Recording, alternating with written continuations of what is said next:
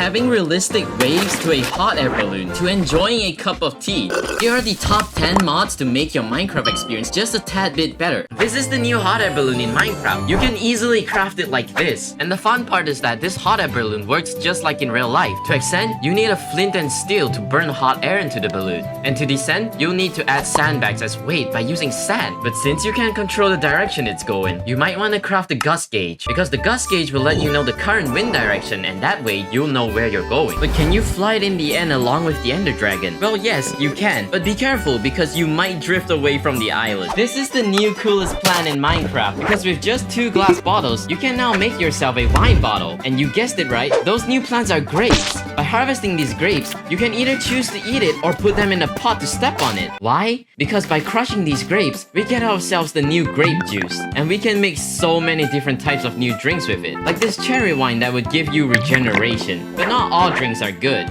This creeper drink made with a mix of grape juice and gunpowder would cause you to explode and maybe die. And since it's wine, you would eventually get drunk, and it's really trippy. Meet the slime golem. Simply place a carved pumpkin on a packed slime block to summon this adorable passive creature. These friendly golems won't harm any mobs and will just run away when they feel endangered. But in the slime chunk, they leave a slime algae trail, similar to the snow golem's snowy path. And if you want to give them a makeover, shear off their pumpkin to reveal their true cute slimy face. And when you apply honeycomb on them, they'll be not only covered in honey, but they'll also stop producing slime algae. They can be easily cleaned off by giving them a slime ball. A new straw golem. Now these little guys may not attack mobs like the iron and snow golem, but they are still incredibly useful because their job is to harvest your crops for you, and they would replant them and store it in your chest. Plus they love apples, and they would follow you like this when you hold an apple out, and it's just so cute. Now be careful because these guys only have a lifespan of 7 days, but that can be easily solved by remembering to feed them wheat. This is the new kettle in Minecraft, and it's amazing. Since it's crafted with copper bars, it adds a new use to copper, because with this new plant you can plant, you can now get tea leaves. Depending on when you harvest these tea leaves, you can get green, yellow, or black tea leaves. You put these tea leaves into the kettle and you'll make yourself a cup of hot tea, with green tea giving you haste, yellow tea giving you resistance, and black tea with poison. Speaking of poison, you can make a fermented spider eye tea for some reasons. And if you're not a fan of tea, you can make coffee using coffee beans made from coffee berries. This is the new Minecraft's frozen ocean biome, because now it isn't just ice spikes, but a whole new maze for you to explore with new terrains, mobs, structures, and pirates. Finding one of these pirate ships will have a chance for you to find a captain, and if you defeat him, he'll drop a shell horn, and when used, an ancient ghost pirate captain will spawn. And by looking at it and its health bar, you can tell it's gonna be a tough fight. But if you somehow manage to defeat her, she will drop a frozen key and a map, leading you to a secret underground base where a frozen chest has been hidden. And after managing to find the base that's buried deep underneath the biome, you'll finally be able to open the chest with the frozen key